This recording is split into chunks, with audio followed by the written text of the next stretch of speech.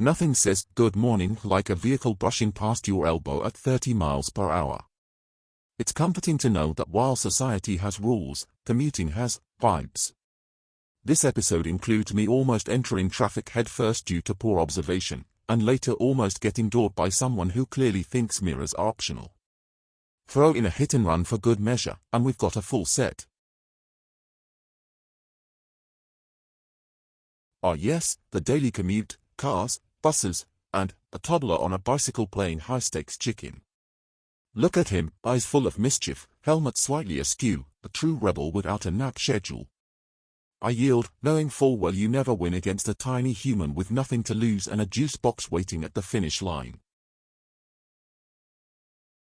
Here I am, rolling up to the Monks Road junction, as I do every morning. That van on the left, I can't see around it properly. A car appears from the left, missing my front wheel by what feels like millimeters. Entirely on me that one. Heart rate spike, brake screech, and a new appreciation for checking twice is born.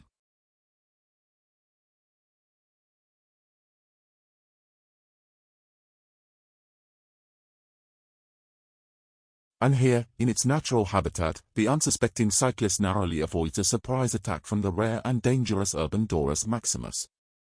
Quick reflexes save the day, but alas, the car passenger remains blissfully unaware of their attempted vehicular despawning.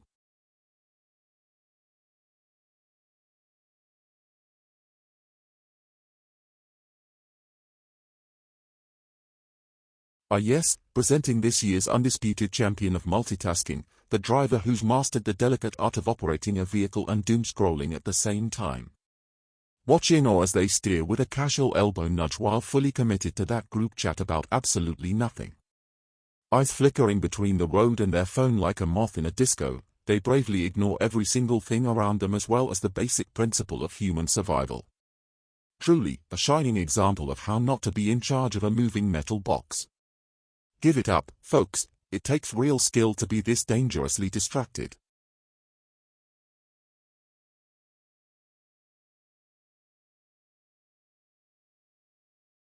I love this corner, the classic why use the whole road when you can just pretend the laws of physics don't apply.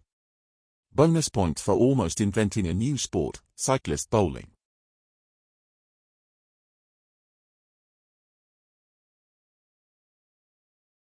And here we have the driver's bold attempt at a new Olympic sport, inch away from disaster. The result? A hefty fine, some points on the license, and a court appearance. Guess that's what happens when you treat cyclists like obstacles instead of people. The local taxi driver, nature's most unpredictable urban creature. Watch carefully as it emerges from the side road with all the grace of a toddler on a sugar high. Meanwhile, I'm cruising along, enjoying the unusually warm weather. Suddenly, the next taxi lunges forward like it's late for a who can ignore right-of-way competition. I swerved right just in time to avoid turning into an unfortunate smear on the street for the first, slowed for the second as I saw it coming. The taxi drivers? Probably blissfully unaware they both almost auditioned for a live-action remake of Frogger.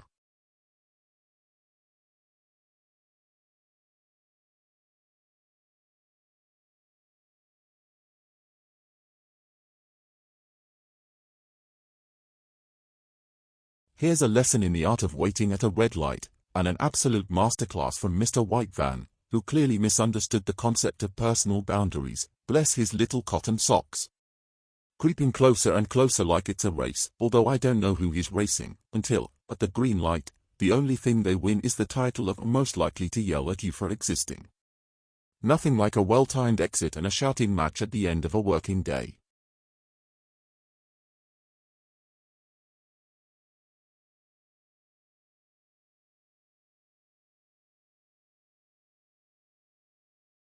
Pop quiz, how much space are they going to give?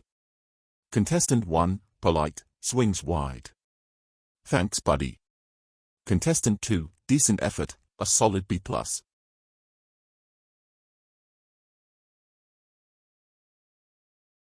Now, contestant 3 decides, meh, close enough, drifting by like they're measuring in millimeters for fun. And contestant 4? Oh, they go full horror movie, slicing past so close you could check their tire tread with your elbow.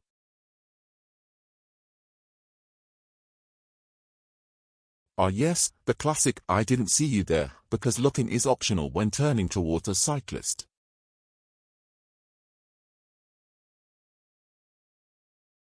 Cyclist carefully navigates kids in the road, only to be reminded that the real danger isn't playtime, it's 2 tons of entitlement straddling the center line like it owns both sides.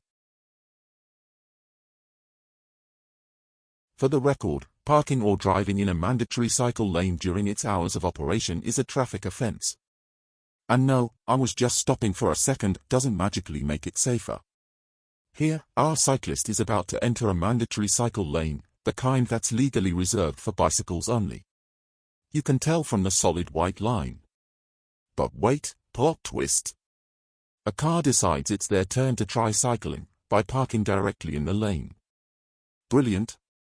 Now the cyclist is forced into the live traffic lane, exactly what the cycle lane is supposed to prevent. Not just annoying, but illegal and dangerous. We'll finish this one with a clip or two from The Gauntlet aka Wind Street.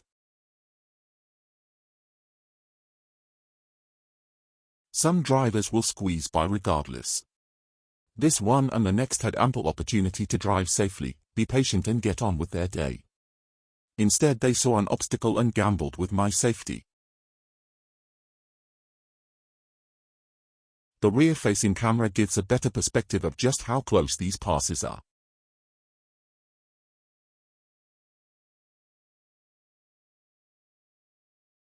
Oncoming close passes are easier to deal with than when they pass close from behind like this Muppet.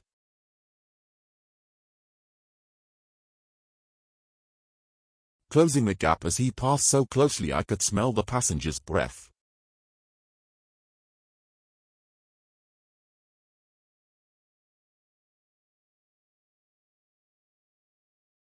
Now, when a driver gets it wrong on Wind Street, it's not going to end well for someone. Thankfully, it wasn't me this time, but some poor sod stationary vehicle. With a green P plate and a lack of patience and spatial awareness, it was either going to be me or a parked car.